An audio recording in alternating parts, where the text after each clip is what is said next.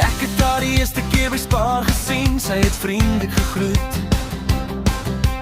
Ek het nie op daardie oomblik geweet wie dit is nie.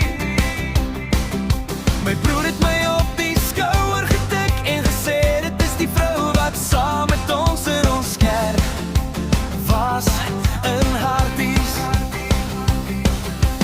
Later daardie jaar gaan kuier ons by haar. Ons was nog nie groot vriende nie. Ons word uitgenooi na 'n groot konsert die volgende jaar.